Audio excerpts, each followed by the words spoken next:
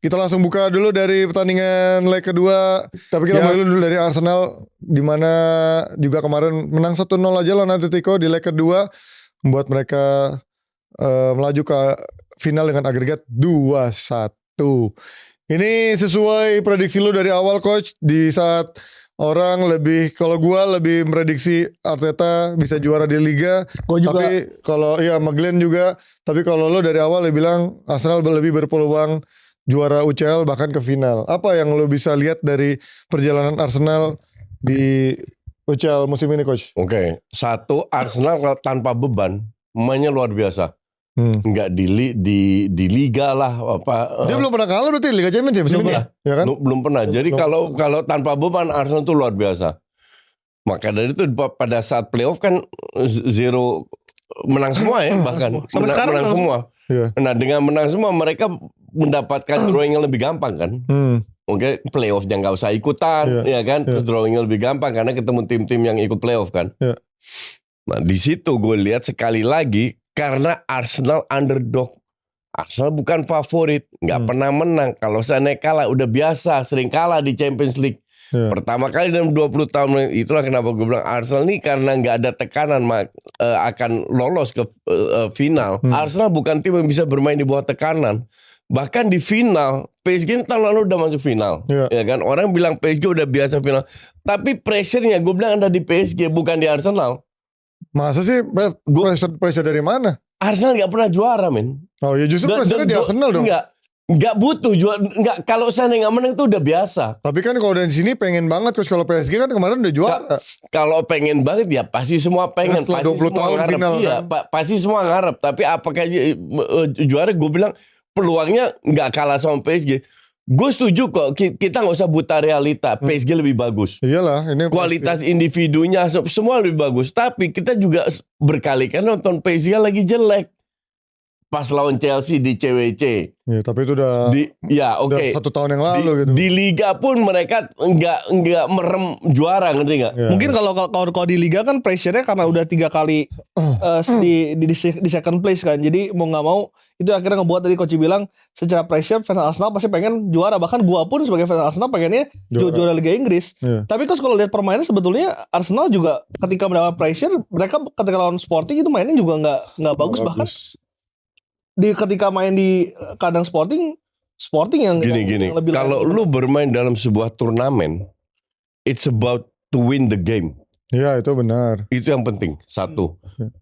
Arsenal beruntung ketemunya Sporting sama ATM. Iya. Beda dengan itu sebelah. PSG lah. Iya. Lu bisa beruntung tapi juga beruntung karena lu mainnya bagus di playoff, nggak pernah kalah. Jadi secara tidak langsung dapat drawing lebih gampang. Nah di situ pun makanya gue tadi bilang di atas kertas PSG unggul, sesimpel itu. Tapi di atas kertas di lapangan beda. Kalau Timber fit, kalau Merino fit, Arsenal untuk gue underdog bukan favorit. Maka dari itu peluangnya untuk jadi juara sangat ada, bukan lebih besar tapi sangat ada. 50-50 untuk gue mah. Dan ini kan dengan masuk ke final ini kan secara mental mereka juga pasti akan lebih percaya diri kan. Karena mengalahkan ATM di babak semifinal itu bukan suatu hal yang mudah juga sebetulnya. Bahkan ATM lu Arteta Arsenal lawan Sporting ATM nggak meyakinkan, sorry to say.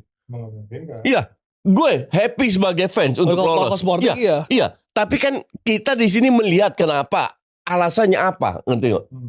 Kalau gue nggak meyakinkan, kalau lu bilang bounce back, alasannya apa? Nggak ada alasan yang bikin lu bilang sekarang Arsenal udah bounce back. Secara permainan Coach, babak pertama di ATM itu bermain sangat dominan. Dan secara kedalaman squad, secara kualitas squad ya Arsenal yang paling siap sih menurut gue. Dan Arsenal siap di musim ini kan bukan karena bentukan 1-2 musim. Dari 7 musim yang lu selalu kritik kan.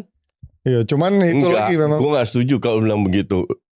Itu kan butuh proses. Tim yang sekarang itu setengah pemainnya baru, Glenn. Dibanding lu 7 tahun lalu, nggak ada pemain yang 7 tahun yang lalu. Semua tim besar itu punya pemain yang membuat perbedaan, skill individu. Betul. Munchen punya, PSG punya, Madrid punya, Barca punya, Liverpool bertahun-tahun punya, City punya banyak malah. Arteta 0, 0. Saka lah. Saka, come on, please ya. Tapi menurut Saka gua memang kagak musim ini lah. ada perform. Saka menuju ke sana sih menurut gua. Menuju ke sana. Menuju iya, Menuju ke tapi sana. belum kan? Belum, karena belum Ya, bisa exactly. juara. Kalau Tapi ya pada akhirnya konsistensi itu sih coach. Konsistensi papan atas.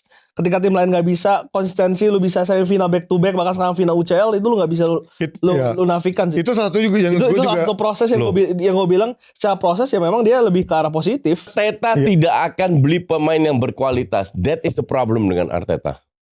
Karena ego. Ya karena ego, dia nggak pengen punya Tapi ego lebih as long besar. as kalau misalkan akhir musim ini dia juara, Iya musim Enggak, depan. untuk gue is not enough. Menurut Karena gua- gue tahu juaranya seperti apa. Iya. Tapi dia prosesnya ada sih coach, karena dan Ada proses tapi Menurut- too long. iya 7 tahun is just too long. Tapi Yang gue sering sorot dan tuh bertahun-tahun gue bilang pilihan pemain katrok banget. Dia nggak bisa ngelihat pemain Arteta ini.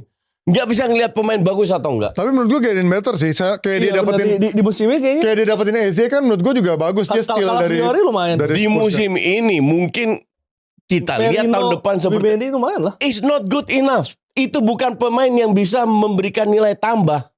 Karena mungkin yang argumen lu tadi, lu bilang Arteta memang nggak akan beli pemain yang bintang gitu. Tapi kan kalau That is the problem. Lu beli 100 juta untuk Declan Rice. Declan Rice gue setuju kontribusinya atau but not for 100 juta ngerti gak? tapi main Inggris gitu. Lu coach. kalau 100 juta, lu harus punya pemain yang tiap minggu bisa ngangkat tim. Tapi main Inggris emang segitu harganya coach.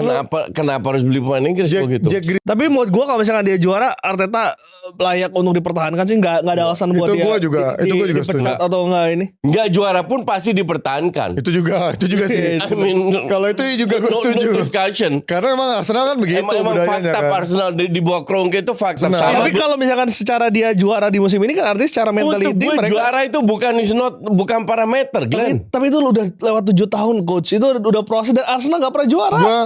Gue kalau misalkan juara menurut gue Arteta juga punya nilai plus di situ karena akhirnya bisa juara. Tapi itu dia dari Arsenal yang kita nggak akan ada habisnya kalau mendebatkan, justru nanti baru akan kita bahas lagi di saat Arteta bisa juara apa enggak, mau itu juara Premier League atau juara UCL. Tapi kalau